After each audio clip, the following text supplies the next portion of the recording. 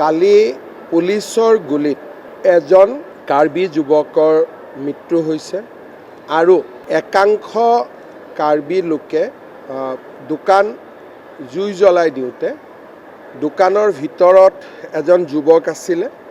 তেওঁ দিব্যাংগ আছিলে আৰু ভৰিখন্দি খোজ কাঢ়িব নোৱাৰিছিলে। তেওঁ ওলাই আহিব নোৱাৰিলে আৰু ফলত তেওঁ জীৱনতে অগ্নিদগ্ধ হয়। গতিকে যোৱাকালিৰ ঘটনাত দুজন লোকৰ এতিয়ালৈকে মৃত্যু হৈছে আৰু কেইজনমান লোক আহতও হৈছে। আজি ৰাতিপুৱাৰ পৰা পৰিৱেশ যথেষ্ট শান্তিপূৰ্ণ। তাতে আমাৰ ডিজিপিও আছে, এডিশ্যনেল চিফ ছেক্ৰেটাৰীও আছে। মই ভাবোঁ যে পৰিৱেশ নিশ্চয় আজিৰ ভিতৰত উন্নত হ'ব আৰু তাত আৰ্মিও আছে ফ্লেগ মাৰ্চৰ কাৰণে। গতিকে মই ভাবোঁ যে আজি পৰিৱেশ উন্নত হ'ব, কাৰণ এতিয়ালৈকে দিনত 1টা বাজিছে। আজি কোনো নতুন ঘটনাৰ খবৰ নাই। যিহেতু ইলেকশ্যন আহি আছে, অলপ 2-4টা জেগাত এনেকুৱা বিক্ষিপ্ত ঘটনা হ'ব বুলি আগৰে পৰাই আমি অনুমান কৰিছিলোঁ আৰু বিশেষকৈ ডিচেম্বৰ আৰু জানুৱাৰী মাহটো আমি সতৰ্কতাৰে আগবাঢ়িব লাগিব।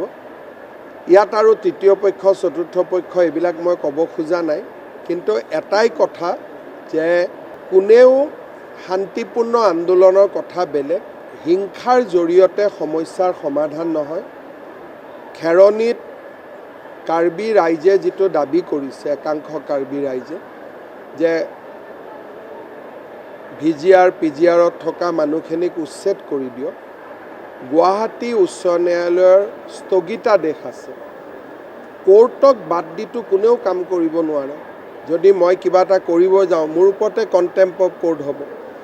দ্বিতীয়তে, যিখিনি মানুহ তাত বহি আছে তেওঁলোকৰ অধিকাৰ কি, এই বিষয়েও কোৰ্টত আলোচনা হ'ব।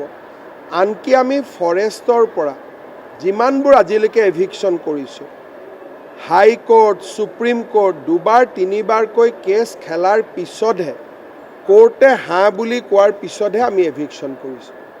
বহুত সময়ত মানুহে মোক কয় ইয়াত কৰি দিয়ক, তাত কৰি দিয়ক। তেতিয়া মই কওঁ লাহে লাহে, কাৰণ আইন আৰু আদালতক উপেক্ষা কৰি কোনো চৰকাৰে কাম কৰিব নোৱাৰে। এভিকশ্যন কৰিম বুলি ক'লেওতো পুলিচে কৰিব নোৱাৰে, কাৰণ কণ্টেম্প অফ কোৰ্ট তেওঁলোকৰ ওপৰত লাগিব।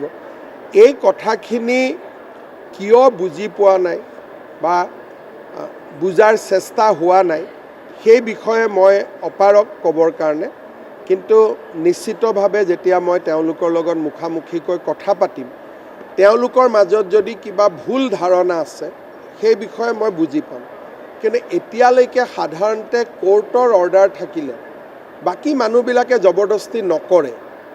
এই যোৱা 2 দিনত হোৱা ঘটনাটো আমি চাব লাগিব, কিন্তু এতিয়া পৰিস্থিতি শান্তি হওক, তাৰ পিছত বিষয়টো সম্পৰ্কে আমি পৰীক্ষা কৰিম।